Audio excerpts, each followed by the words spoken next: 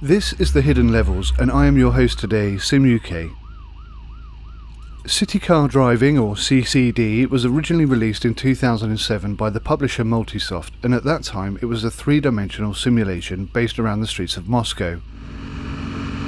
It has received a number of updates over the years and has improved the simulation in four key areas: graphics, car physics, clutch pedal controls, and the expansion of the virtual city. Sales were originally restricted to Russia until 2010 when an English version was released. But recently CCD has negotiated Steam's Green Light project and is now available directly from Steam for £19. City Car Driving is promoted as a realistic car driving simulator and is only one single part of a collection of educational simulation products. Since day one, CCD has been pitched as an educational tool rather than a game, and its primary intention is still to educate novice drivers of traffic rules and road safety.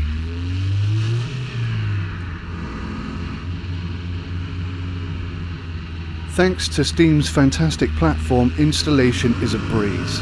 And to run this simulator, you will need these minimum settings: Windows 7 Service Pack 1 or above, an Intel Pentium dual-core 3.2 or AMD Athlon 2 X4 3.1 GHz processor, 4 GB of RAM, an AMD Radeon R7 240 or NVIDIA GeForce GT 740 or above, DirectX version 11, 10 GB of available storage, and any sound card compatible with DirectX 9.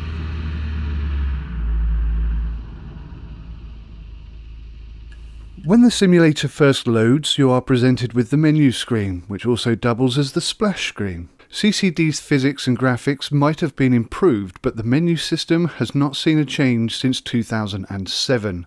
That being said, the menu is effective and completely intuitive. To maximise the simulation experience, you will definitely want to use a wheel and pedal combo.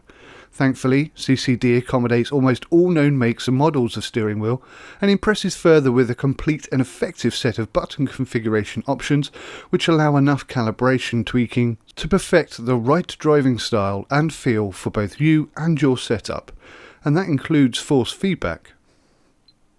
It is important to note that the setup approach is a little bit different than what you might be used to, but once mastered it is easy and simple to get the right configuration for you.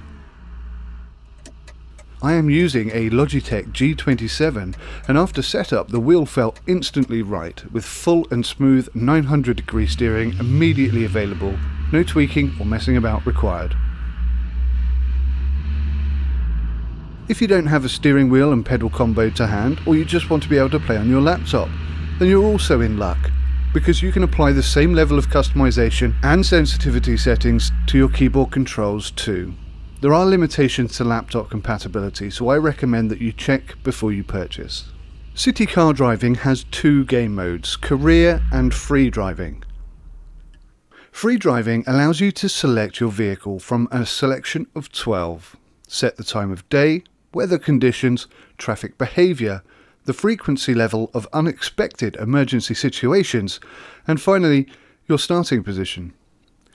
CCD is comprised of a single map split into 8 separate areas. Each of these areas are different in terms of layout and terrain and offer a different driving experience, as well as requiring different driving skills and perhaps different vehicles too. You can opt to drive wherever you want, or you can generate a route using sliders and checkboxes. Career mode is aimed at teaching novice drivers essential road and traffic skills and is very adept at catching any driving misdemeanour, from something as simple as not putting your seatbelt on or changing lanes without indicating, all the way up to a collision. All driving misdemeanours and progress is recorded and made available to you via the records section of the menu. CCD permits multiple profiles so you can teach and record independently. Career mode progresses with the driver expanding upon previously learnt skills and progressively demands more and more difficult manoeuvres.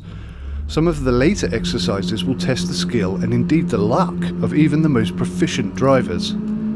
The driving experience is actually quite good, and the variety of AI driving attitudes and behaviours is really quite impressive. There are slow drivers, speeding drivers, erratic and downright dangerous drivers. not to mention the pedestrians and varied weather conditions. Altogether, the experience is not too dissimilar to real road driving. You can of course drive as you wish, no doubt. Everyone will at some stage jump onto the motorway and drive like a bat out of hell, but the real challenge is to master and then maintain a smooth drive without receiving penalties for misdemeanors.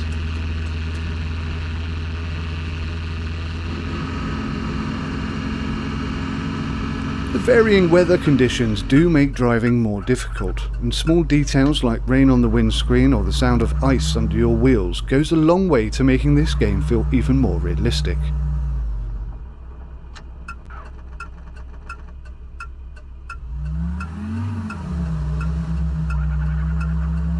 Unlike some other driving simulators, you will find that the following situations, which are usually regarded as AI bugs, are actually coded into the simulator to better represent real-life experiences. AI driving on the wrong side of the road, sudden stopping vehicles, pedestrians stepping out in front of you, broken traffic lights, and abrupt and aggressive lane changes by the AI, to name but a few. In addition to these, there are 4 driving regions: America, Australia, Europe, and Russia, each with their own traffic signs and traffic rules in place, though you will still be driving on the same map. Early graphics have undoubtedly improved, and the scenery is pleasing, albeit a little dated. The 12 individually modelled unbranded vehicles are well done, inside and out, and look pretty nice. You can almost identify what car they are based on. What really impressed me though was the sheer number of vehicles on screen and in motion at any one time. Very impressive. The FPS does take a bit of a hit though, at around 40, maybe sometimes 60 FPS, but gameplay is smooth and uninterrupted. The option to tweak vehicle quantity will presumably improve the FPS to cater for your own specific system. Weather effects did not seem to adversely affect FPS either. One thing I really liked and really appreciate, and something I wish that all modern developers would adhere to, is the ability to change all button configurations and settings whilst in game. Major alterations will likely require a restart, but on the whole, you can configure and set up your system whilst testing it, which is a massive help. The driving experience is very good. What really does feel real is the behaviour and unpredictability of other drivers. This produces a really good and realistic experience. The volume of traffic is better than in any other simulator I have seen. The game comes with Oculus Rift and Track IR support as default. And thankfully, both vehicles and audio are moddable, and if you look in the description below, you should see some links to some mod sites. Car physics are, in my opinion, a long way from realistic. They are just about good enough, but much more needs to be done. Cornering does not produce a realistic lean in the car, and neither does braking. This makes the driving experience feel a little bit wooden and detracts from what is otherwise a very good and realistic experience. Car dashboards are not clickable. There are no moving parts other than the steering wheel. There are only a small variety of car options to choose from, and they are non-branded. Despite a variety of weather conditions, there is no day-light cycle and no dynamic weather, and there is just the one map. Speed is very poorly represented. For me, 60 mph felt like 30 mph, and 30 mph felt as though I wasn't even moving. Default audio is poor, but it can be modded. Despite the ability to modify both cars and audio, there is no Steam shop or modding tools available.